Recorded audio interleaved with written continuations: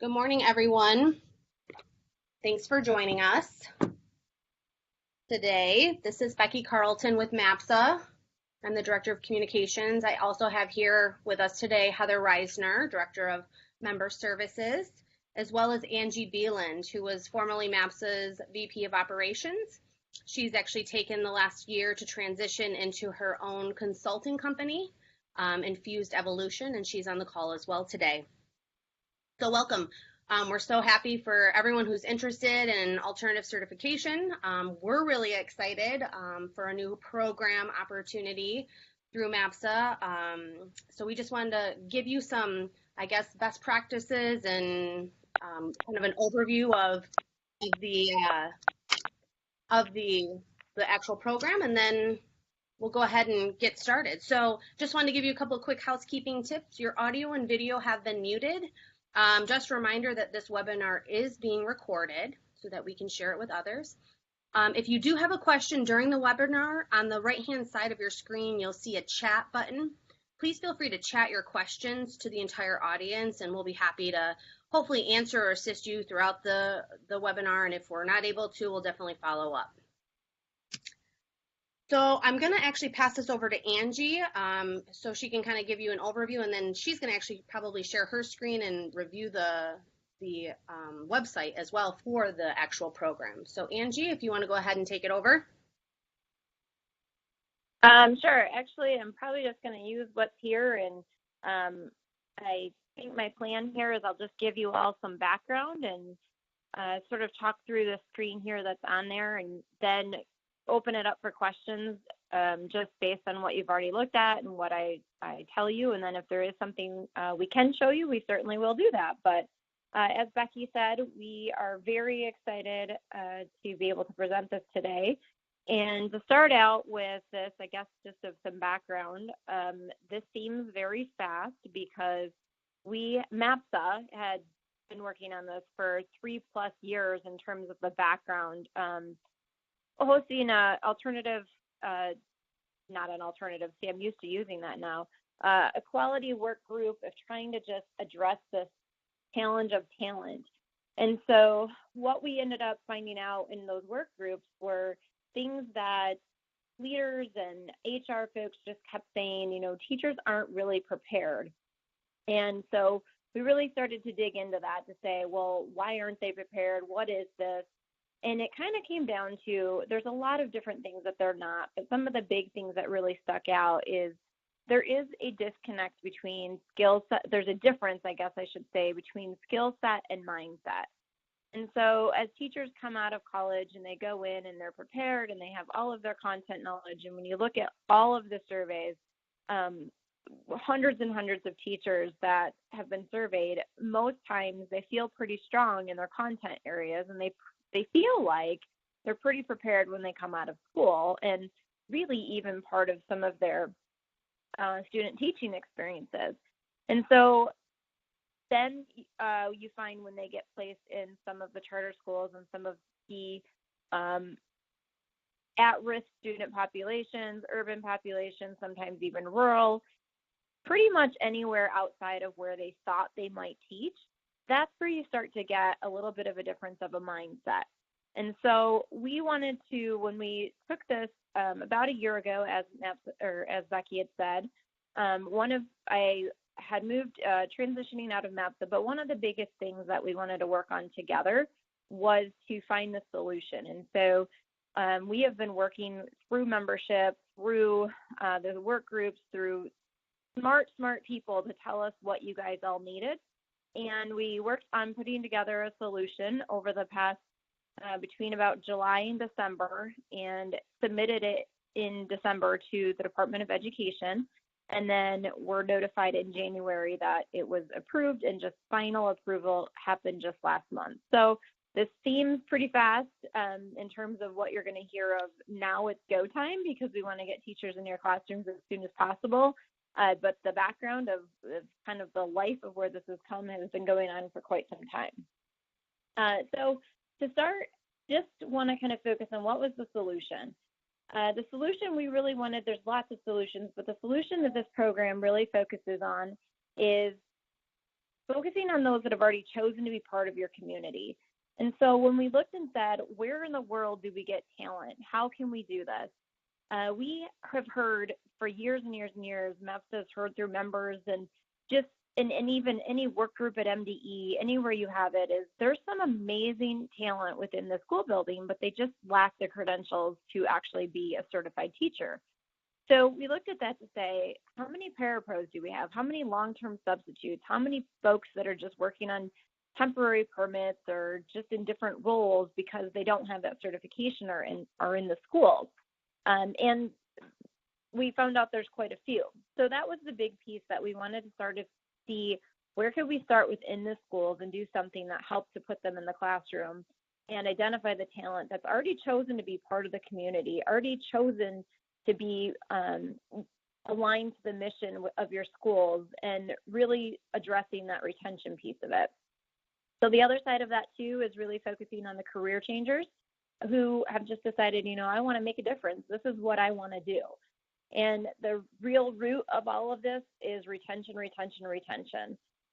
We can recruit and we can recruit, and you can have the best recruitment policy, but if they don't stay, then obviously, as you all know, then that becomes frustrating and it's just a cycle. So this was built around building retention and strong cultures.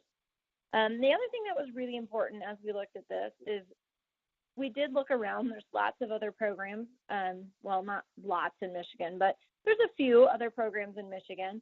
And one of the things that we wanted to make sure that we did was build a program that met the compliance requirements that is set in statute, but we also wanted to allow it to capture the unique aspects of every culture. If we are identifying people who are already identified with a culture, with a mission, with all of that, we wanted to make sure that we had a program that was integrated and not layered. And so that is one of the keys that as we get into this that you'll see is the idea is that this is really an integration into any unique culture, mission, whatever that looks like, and it works across the board. So it's not layered. It's not something that they're doing sort of on the side. They're doing it with you. The other side of that is we really felt like we needed to build a cohort model and build a professional network to support each other through the 3 years.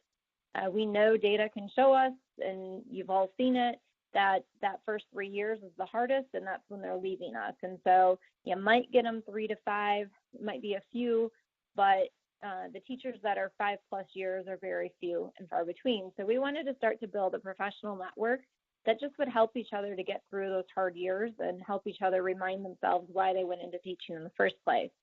The other side of that is this, we will get into this, but this can also be for additional endorsements. And so while it seems like the professional network makes sense for new teachers, it's also an opportunity to kind of reinvigorate those that are looking to just still find their stride, maybe haven't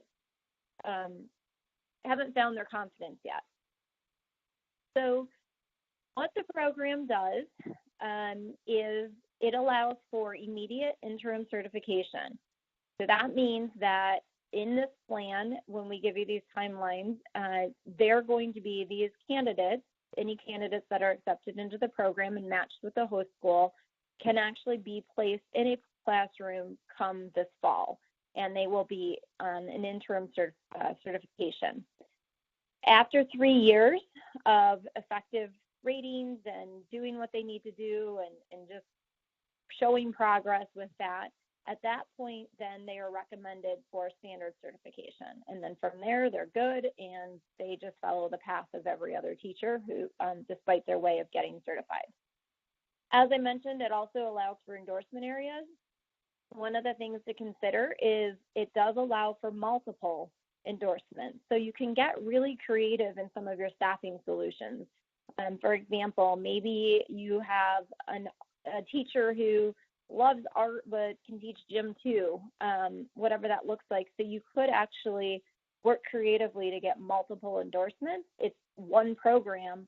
All they would have to do is take the MTTC for any content area, and then there's some parameters that of the amount of time that they have to teach in that classroom. But again, if you had a split schedule or something like that, you could be very creative with that. There are some exceptions that apply, and those we will soon be getting those on the website. They're not there yet, but that's going to be your special education. It's going to be some of the areas, CTE. So those are all solutions still. MAPSA is always working on trying to help you guys figure out, but we'll get those exceptions up there. For the large part, though, this is pretty much everything you can think of. So going into sort of the program at a glance and looking at the screen here, I think the first thing to say is, so it is a 23 plus month, it's a 23-month in cohort and then professional learning network. So the program kicks off in May, and then it has 12 credit hours running through the following May. So it would conclude in May 2019 for the actual credit hour portion of that. That's going to be the intense part where the candidate is going to be, they're learning. I mean, that's part of what it is. And then after that is 2 years. As I said, there is 2 years that they still have to be effective and be showing growth and sort of be part of that. And also from the retention side of it, we wanted to make sure they still felt supported and just had that extra layer of encouragement on there. So for 2 years, they're actually still part of the professional learning, but it goes down to a quarterly evening meeting for them to come and just interact with that network and multiple other networks as we sort of launch this. It will just be pretty much anybody who's been through the program to come together, talk, share best practice, and just really be honored for as professionals. The question I know for schools that we got, and one of the things that we really asked our work groups when we were trying to figure out what this might look like and how this could be a solution, was, well, I need these teachers in class. So how is this going to work? How are they going to be in class? How much time are they going to be out? With this is they do have 3 days out of the classroom throughout the whole 13 months. And so those include 1 day in May of 2019, which is kind of their final day. And then there's sort of a half day that starts in May of this year, depending if they're already a teacher in your class, or, they might be a teacher getting a certification, or they might be a parapro, but that starts at 2, but it's mostly an evening. And then there are 2 days for the Innovators in Education MAPSA Symposium. So that's in December. The rest of the time is held in the summer in the evenings. So it is a commitment for the candidate, and that's important to understand. But from the impact of the school, the idea was we want them to be in the classroom, and we want them to be able to be part of your culture, and we want them to be effective. And to do that, they need to be in the classroom, engaging students and building relationships and doing all those things that you want them to do. The other side of this is that it really is a partnership with the school. So the program really focuses on some of the pedagogy stuff, and it's cultural competency, relationships, student brain development, all of those pieces that we've heard over and over just are those things that candidates are sort of missing, and it's those challenges.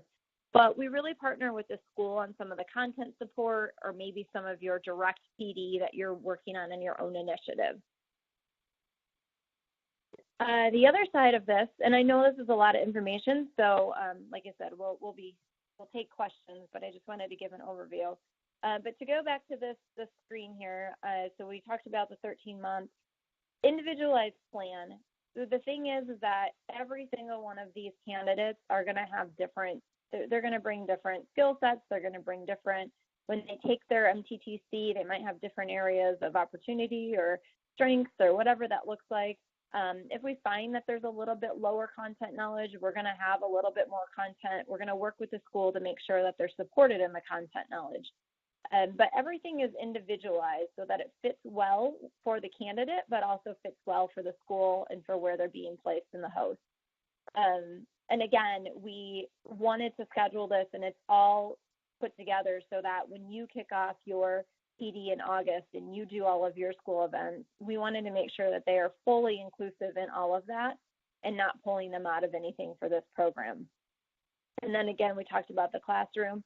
One of the big things will be the coaching piece that happens inside the peer-to-peer collaboration that happens inside the school, and we'll talk about that in a little bit of just the requirements there. And then the side of expert coaching, Many of you that when I look through have been to our MAPSA Symposium events, and I think it's important this is the piece we wanted to do different. And so there will be highly expert coaching, and sometimes that doesn't come in the form of an educator necessarily. We may have, when we're talking about brain development and trauma or something like that with kids, we will bring in somebody an expert in that, be it a social worker, be it a child psychologist, whatever that looks like. So we'll be pulling on experts both from the education field and from areas of expertise when necessary. That will be part of this learning experience. The big question that I've always gotten so far of just sort of emails and looking at things coming through are, what are the requirements? And so I wanted to talk through both the requirements for the candidate as well as the school. The candidate is a requirement of a 2.95 GPA. Now, I want to just I don't want to make this as though there's like a willy-nilly for it, but we do have some creative options. We can, we have to be very consistent, but for example, we can take the last 2 years of a program and calculate that GPA. Or so that way, if the first 2 years were kind of just a struggle and then somebody really just sort of got it and it all kicked in and their last 2 years they were amazing, we can take that GPA to calculate to get the 2.95. We can also look and say, gosh, you're just one class off. If you only had one more A, one more 4-point, we can make this happen. And we can look creatively of how they go retake one class that we can sub in and sub out and recalculate the GPA. So while there is a GPA requirement, we want to be very flexible. We want to, within statute and compliance, we want to be flexible with how we make that work. And we'll work with schools who have candidates to try to work through some solutions. The one thing that we cannot change, it's not the program thing, it's just the statute, is that they do have to have a bachelor's degree from a regionally accredited college. Doesn't matter what the content, what the subject area is, they just have to have the bachelor's degree. All candidates have to pass the MTTC for any subject that they would like the endorsement in, but again, they can take multiple and they can get multiple endorsements through just going through the program one time. And then until anything changes right now, they would have to take the basic skills test as well. From the school side, we're looking for a strong culture of coaching. We really want a school which most of you charters have. That's where a lot of the current educator eval practices even came out, was just the charter development of a coaching practice and really that peer-to-peer collaboration. So we want to see that in a school. It does require a qualified mentor, and so you'll see in the application when we get there that we're going to ask how you were going to choose your mentor. We prefer somebody who's rated as a highly effective, but certainly effective is okay too. We're just going to look to say, why is this person a good fit, and make sure that this candidate's going to be supported in the best way possible. The other side is looking at a comprehensive evaluation process. Again, moving to the standard certification, we need to make sure that we want to work with the school, but we have to make sure that the candidate is proving to be effective, that they're being developed, they've got individualized development plans, and they're growing as a professional. So we'll look to make sure that that process is in place as well. And then the other side that's probably maybe the one more difficult is looking and working with the school to figure out how the structure within the school allows for adequate time for some observation and conference. And so when we talked about this originally with our work group, it could look like something like if this candidate could have maybe 2 planning periods or something, just so that they have the ability to go watch other talent in your school or sit down with their mentor and have a conversation or have extra planning time and just not feel like they've got the weight of an entire full-time class load as well as a full-time, class that they're teaching and class that they're taking. So we'll work with you on some of that flexibility that might exist there. Cost is, so this is, as I said, the 3-year program. The cost is $7,500, and that's for the entire program, and that's for as many endorsements that a person can get or qualifies for from testing.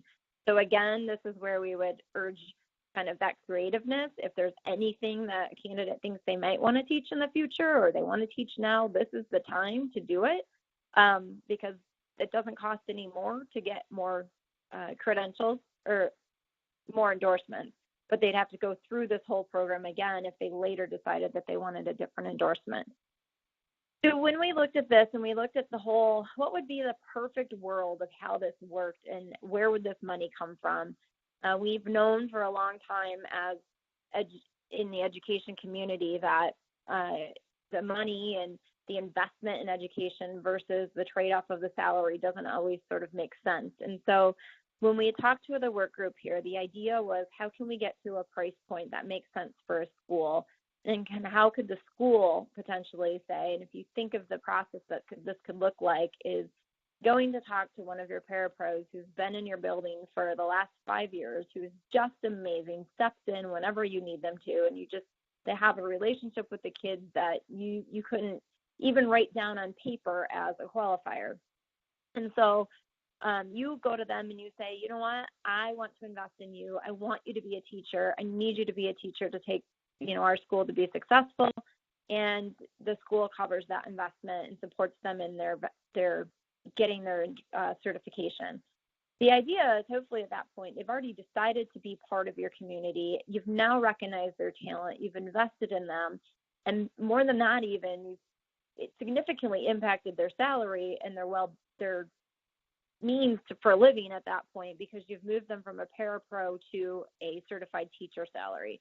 So it's not to say that a candidate cannot come to this program and pay for themselves. That's completely fine. Everything that would work, we would match them with the host school that worked well, somebody who was looking for a candidate who didn't have one to promote themselves. But we really were hoping and are looking for this program and think that there's a lot of value in this if we can find a good match between the school.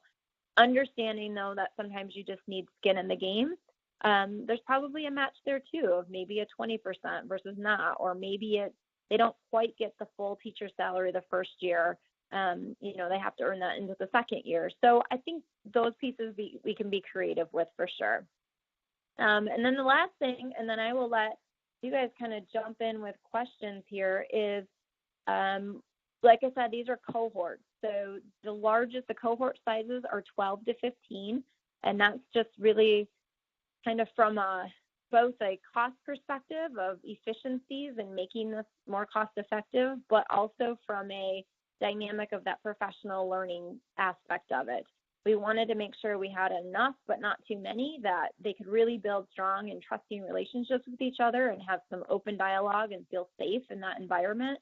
But we also needed to have enough diversity of candidates that there's really good conversation, and we were bringing in some different good best practices from around the cohort schools. So this first year, we will do only 2 cohorts, and that's really just to make sure that it's launched well, it's working, we've got all the kinks worked out of it, and we get it done right. After that, we can have more cohorts, and then those are just based on demand and working in locations to where we can kind of combine numerous candidates that are in similar locations and build a cohort that it's not too much drive time, that it makes sense that they're together as a cohort to meet. So with all that, I know that was a ton of information. And as Becky said, there is information on the site, and we are actively building that back up and adding more FAQs as emails come in. And so that's a piece to sort of just keep watching that site as well, and we will keep adding to that. All right, so we'll start with a question of, I'm sorry, you can't see it. Hold on, I gotta shut my, okay. Is the $7,500 required to be paid up front or after an employee completes? So the official answer for this is that it does need to be paid up front. However, we realize that maybe sometimes, for example, we talked to somebody just recently who had a reimbursement program for continued education, and so part of this was going to come through that. if this was a situation where maybe you were paying 75% of the program and say the candidate was paying 25%, we would maybe look to have the 75% up front by the school and then look to let the candidate make some payments as they're making money. So again, ideally it's going to be upfront. There will be some exceptions that we can do this, but the program obviously has to pay all of the instructors and do all of those pieces as well. So that upfront investment is what helps to do that. Hey, Angie, this is Becky. I just wanted to quickly interrupt. For those of you who maybe are on the phone and don't have access to the chat feature, you can unmute yourself to ask a question. We just ask that you mute yourself again once you're done to kind of avoid all the background noise.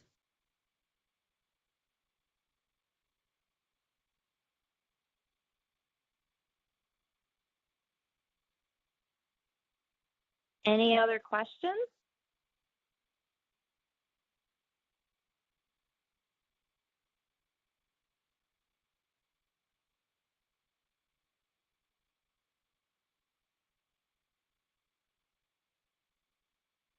Okay. How will the individuals receive the content material online or in class? So both, all. So the way that the program is structured, there is some in person. So the May, July, well, actually throughout the year, there's in person. So there's the full day that come in July, and then there's the evenings, which are, it ends up being basically almost every other Wednesday Wednesday evening that they would be actually in person. There's also a couple of online classes as well, though, that we've actually partnered with Northern Michigan University to create just an online environment that they can take some classes. So it's both of those. And the content material would be, well, I mean, any materials, books, all of that stuff too, whenever we have that will be provided. So one of them, to give an example, one of the online classes is really focused around a book study on the courage to teach and really helping candidates to sort of understand themselves, understand the dynamics of the classroom, understand the relationships and that heart of teaching. And so in that case, we would do it, they would get that book as part of this as well. There's not going to be a lot of extra expenses. Enrollment starts, so this is the holy wow. So we need to, as I said, this program will kick off in May, which means we need to get all of the candidates matched, get testing done, get all of that happening and by May. So the enrollment process is going to start. The application will be available on Monday. And then because this is a 2-year, or this is the first year for the cohort, it will be most likely, I just want to be kind of upfront, it's looking like most of the demand from the questions that we've seen, from the individuals we've talked about, and it's probably going to be based in the Southeast Detroit area, for sure, at least the one cohort. And so what it will be looking like is a first come, first serve at this point. We don't want to be in the position if a school says, hey, I love this candidate, we don't want to be in the position to say, well, that candidate isn't as quality as this candidate. So as long as all of the requirements are met, it will be an application cycle of the first in gets into the program first, and then we'll kind of have a waiting list from there as we go through. So we do encourage you, that's why we wanted to have this up front so that we could give you all the information. You can continue to ask questions even after this when you go back and talk with your teams or you start thinking about candidates, and just get you in the best position to make some recommendations moving forward. The classes, the in-person classes will be held within the area of the cohort. So that's the importance of the cohort, where we wanted it to be somewhere that was convenient for all the attendees, but people who actually were there in the community as well. And so if we have a Southeast Michigan cohort, for example, then all of the in-person classes and events would be held in that area as well. If we, this year or in the future, if we went over to the Grand Rapids area, same thing, we would have that. So each cohort will be separate and will have their own. The only thing that would be different would be with the symposium. which is this December event, and that will absolutely be wherever the symposium is held.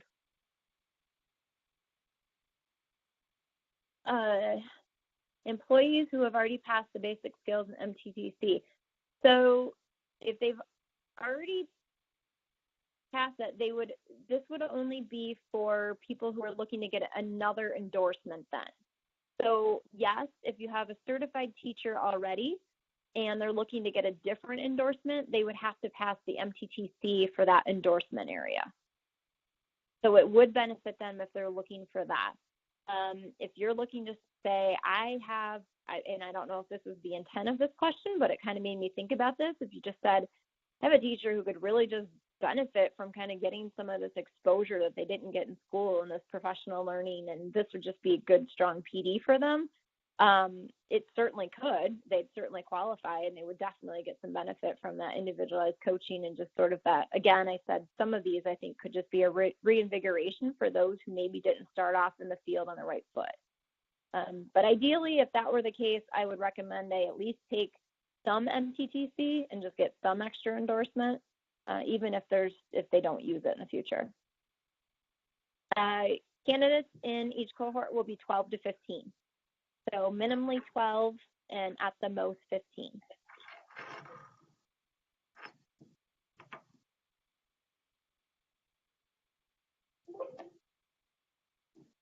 The website is professionalinnovatorsinteaching.org.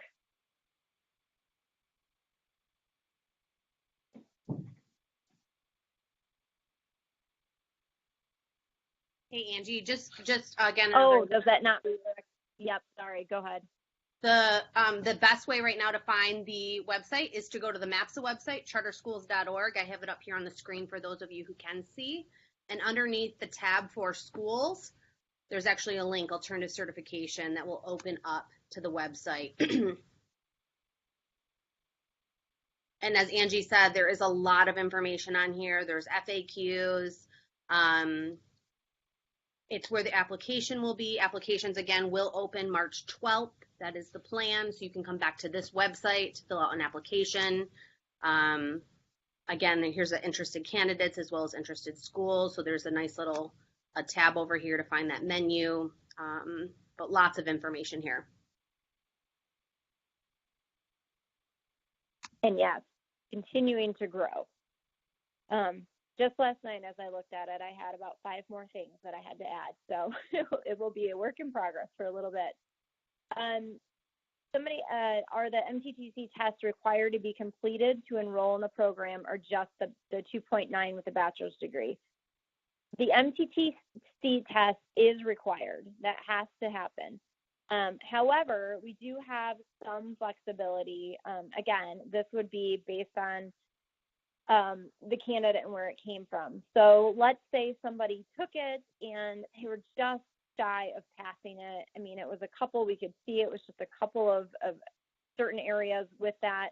Particularly as this continues to grow in pedagogy, we're kind of fearful we might see more and more. If you've had somebody that's come in, particularly career changers or something that really haven't had that classroom experience. So we did just actually, this is one of those creative things that we've been able to do with the Department of Ed, is we did just get approval actually last week, I think official, that we can enroll somebody in the program, but they cannot get their certification until they pass the MTTC. So if they took the test in April, we can dig down and see what their core areas are that they need development on. If we partnered with the school to kind of get them some exposure in that area, figure out what that was, work over the summer to do that, they retake the test, say in August, and they pass it at that point, they'd then be eligible for their interim. If they needed more time to do that, then we would have to look at some sort of permitting to get them through until they pass it. So the big piece is the program can be fairly flexible in helping them develop the skills that they need to pass that. But as far as the interim certification, they cannot receive that until they do pass the MTTC.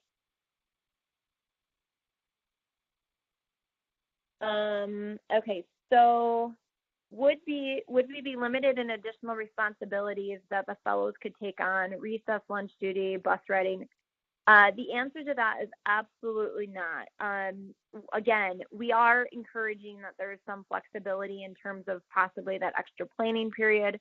So we don't want them to be overwhelmed. I mean, this is about kind of sort of transition, but we do want them to be part of the culture. So if the culture is we all jump in and we do recess and we do lunch duty and we have to ride the bus, and that's how we make sure that our students are served the best, then we want these candidates to be part of that as well. So there's no restrictions as to how they should be integrated into. We want them fully integrated, and that means your PLCs and your staff meeting and everything that you do and all of your PD, we want them integrated into that as well. As we move forward, again, this first year, it's going to probably not be as much, but as we move forward, if we found, this content area, your school is really focused on one thing, and that one thing is a piece of this program, we can look also to trade out some credits. So again, we don't want to layer this for a person. We want this to make sense and be integrated. So we would work one-on-one. That's part of that individualized plan to see what the school is offering versus what the program needs and make sure that all things are covered.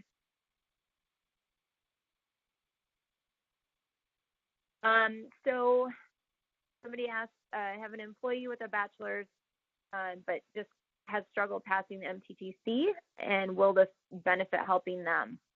I would say that answer is depending on, I would recommend maybe they take the MTTC again. We have heard that.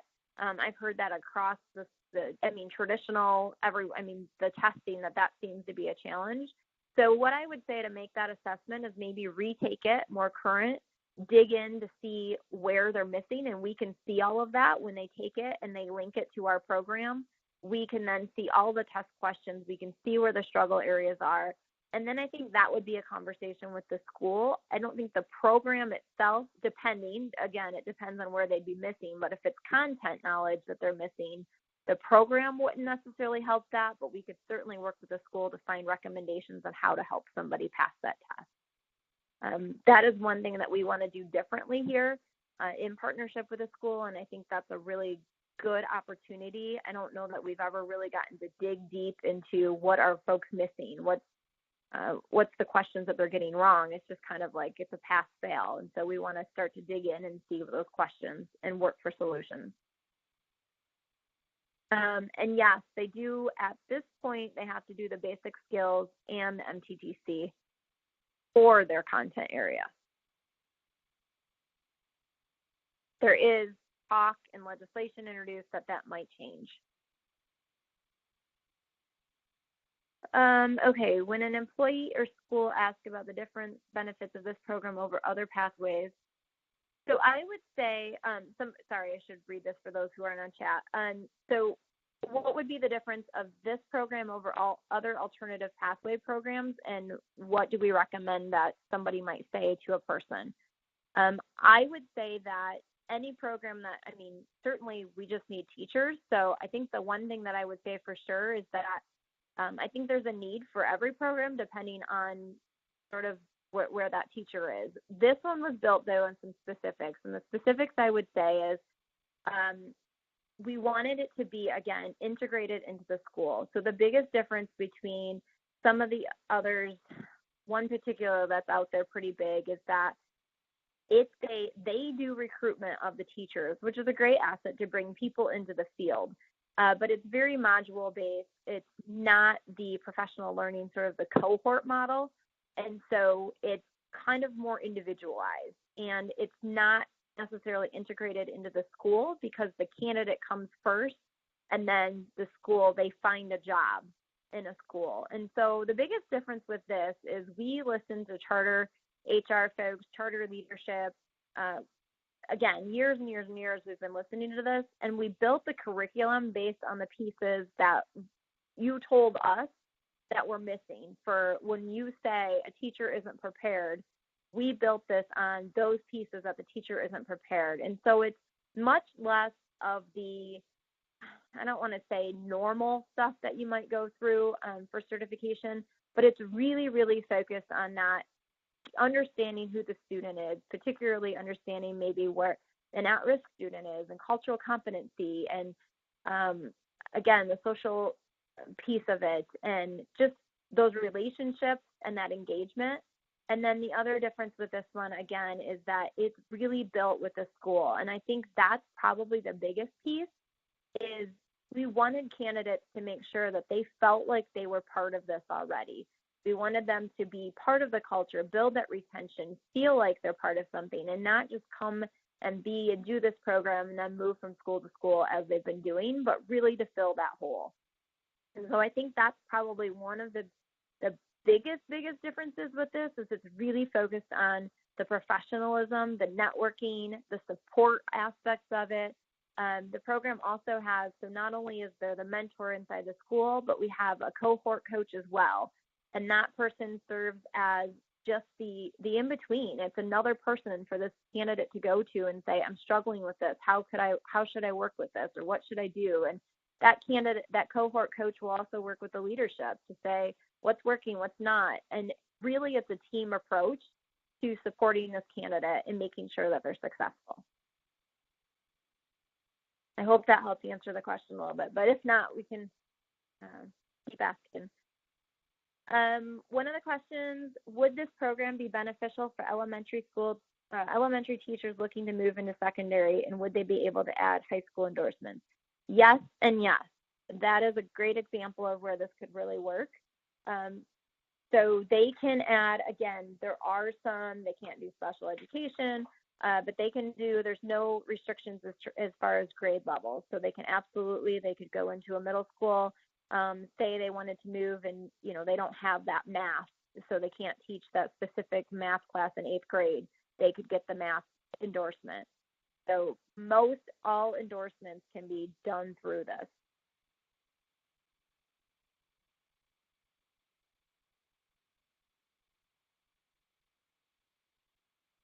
And I'm looking at the thing now. The things that they can't do would be, they can't do school counselors. They can't do national board certification. Again, no special education. So there's no early childhood with general and special education. There's no more library media. Those are sort of the big ones.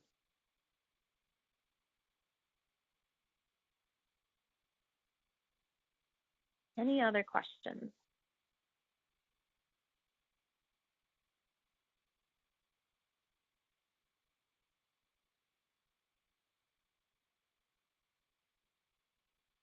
Okay, so I think then the next steps, as Becky said, and as we talked, is certainly visit the website, please, and take a look, see if there's more questions. There is a contact from the website.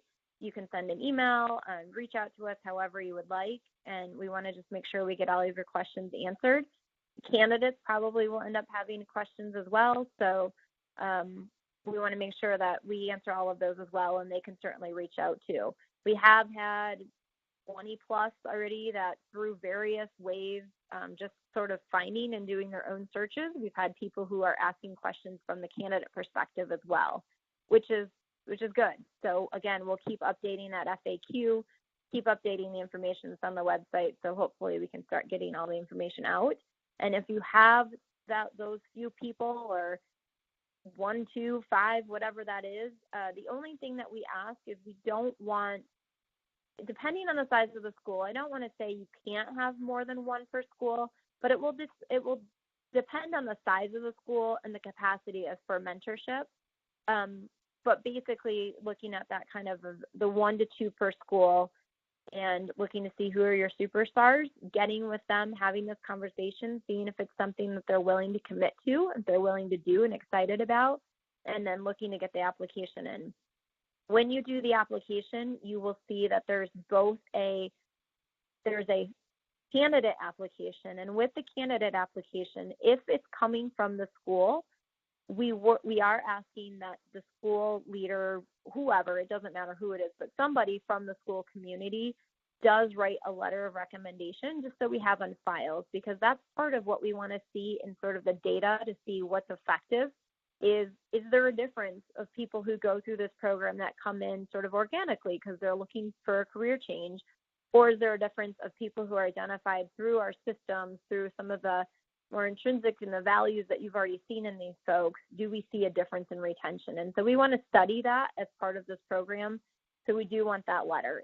That letter doesn't impact whether or not they get in. It's just something to sort of have that as a paper trail and as documentation for research. The other side of that is there is also a school, a host school. So if you're submitting a candidate, that school would also submit an application. And you'll see that application on the 12th again. But what it's going to include is the things that I talked about. How are you going to choose who's going to be the mentor? What's their qualifications to be a mentor? Really just showing that you do have strong evaluation processes. You've got, you're ready. The culture is ready to support this candidate is really what we're looking for. There is not one of the questions, and I'll just kind of address this even though it wasn't asked, but early on, some of the questions and some of the back and forth of this program was, will there be quality standards for this? And so while there will not be proficiency requirements or that kind of quality standards for this, because we recognize that some of the challenge to getting to that is actually having the right number of teachers in classrooms. And so we understand that this is also a solution towards improving student outcomes.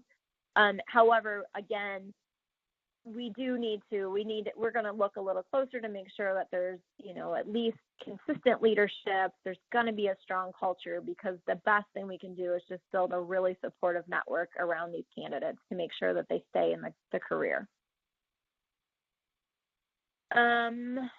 Becky, I would imagine we can put a link to this website. Yeah, we'll go ahead and update this recording. So this recording will be available on the website, so you can download it or forward it to anyone on your team if they want to listen to it. We will also be sending an email next week when applications are available. So just, again, keep your eye out for that email. It'll have a quick link back to the website and a reminder that applications are open.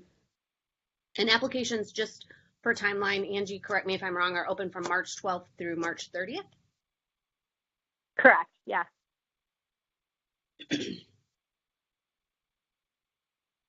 And then the other thing, I know one of the big things for candidates, so we'll get that on here too. I mean, it will be part of it when we do the application, is just the schedule. So we've got a pretty tentative schedule, but at least to give them an idea of what their time is going to be and what that's going to look like on them. Yes, March 12th to March 30th. And no, again, that seems very, very tight, but we're just looking to make sure that we can get everyone through. We do anticipate, we're excited we're hopeful, we're anticipating a pretty good, strong cohort this year, being that we're limited in the number of cohorts that we're going to do. And so we're kind of hopeful just that 2 to 3 week period will get us enough in, and then we can start working with schools and start getting the testing done and work with the candidates from there. That is one thing too, actually, I didn't mention that. So there is not an application fee.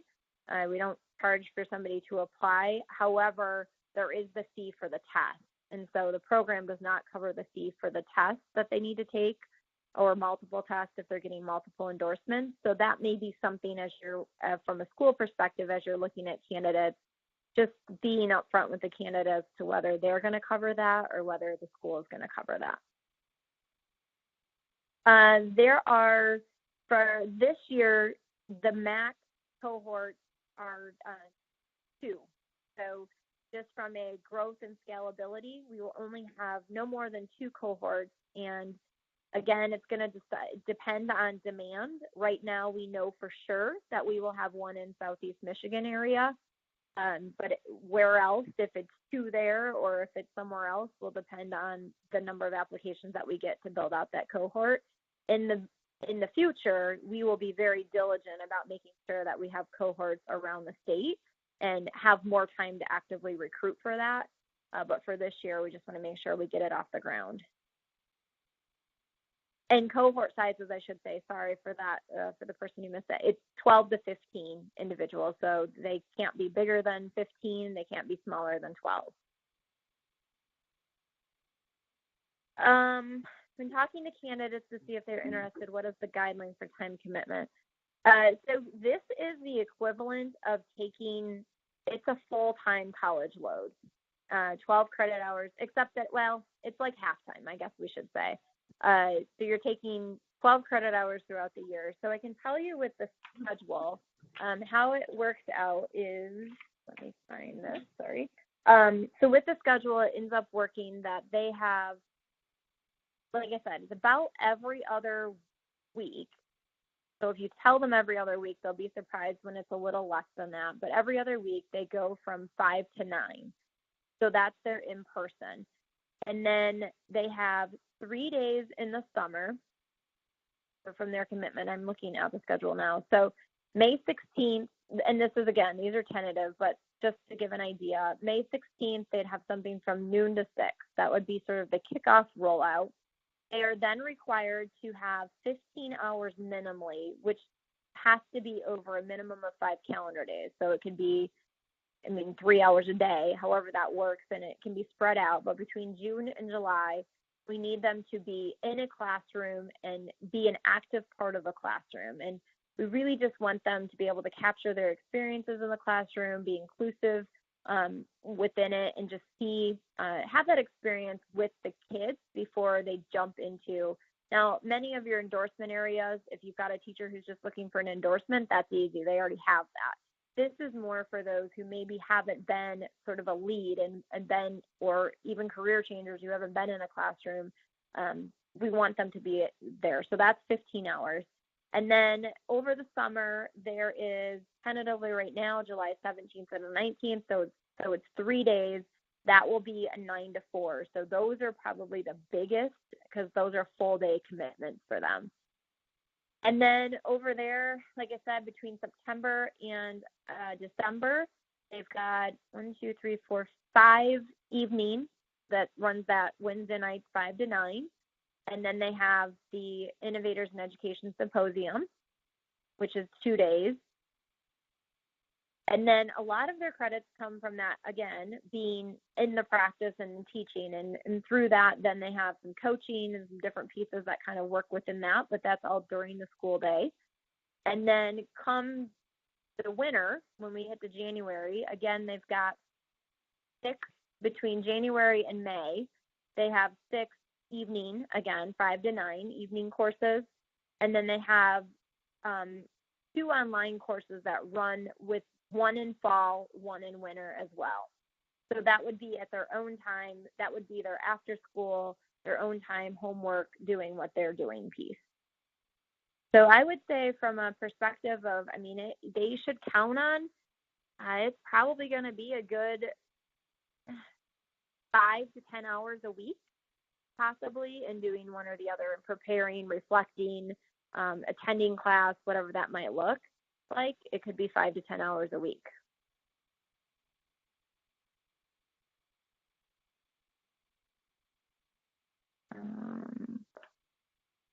Trying to get back to.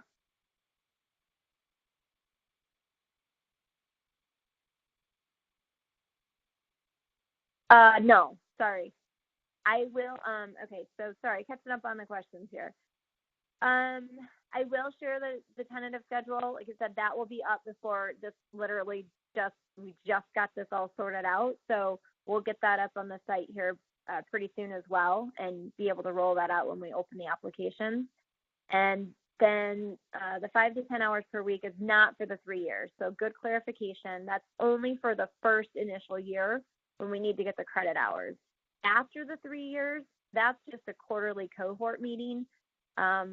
Technically, it's not a required piece of the program. The required piece of the program is that they are effective teachers and they're growing in their practice.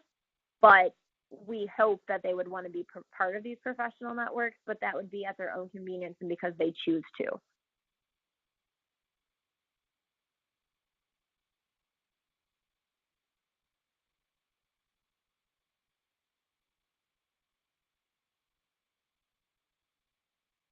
Any other questions? All right. Well, Thank you very much for all your time. I know this was so much information, so please, as I said, as you guys are going back and you're talking to your teams and you're thinking about these things and you have questions, please send those questions in and we will do our best to get answers as soon as possible. And again, we'll continue to update those on the site as well and get this rolling out. But we're very excited and want to hear your feedback as well. If there's something where you just think, I'm not sure how that's going to work, please tell us that too. It might be something that I just explained wrong. It might be something we still have time to change. Really, this program should be, we want it to work for you. We want it to work in your schools, and we want it to be a really good solution to bring some talent that will stay and build that retention. And again, thanks to Angie. MAPSA's really excited. For those of you who might not have been on the call early on, Angie Beelan, who was formerly MAPSA's VP of Operations, has transitioned into a consulting company of her own. MAPSA is contracting with Angie's new company, Infused Evolution, to run this program. So although MAPSA, your certification will go through MAPSA, Angie is kind of the main contact and will be running the program. So if you have a question, the email to contact is info@professionalinnovatorsinteaching.org. Go ahead and send us an email. Both MAPSA and Angie have access to that email where we'll be happy to answer any questions. Again, look for that email that MAPSA will send next week. That will have a direct link to applications when they're available and open. But as Angie mentioned, please visit the website. There's a lot of great information on there. You can send candidates to the website as well to learn and ask questions. There's a quick form for anyone to enter a question as well, and we'll get back to people. So again, thank you for your time. We're really excited about this, and let us know. Give us your feedback or ask your questions, and we will definitely keep you updated. The email, again, is info@professionalinnovatorsinteaching.org.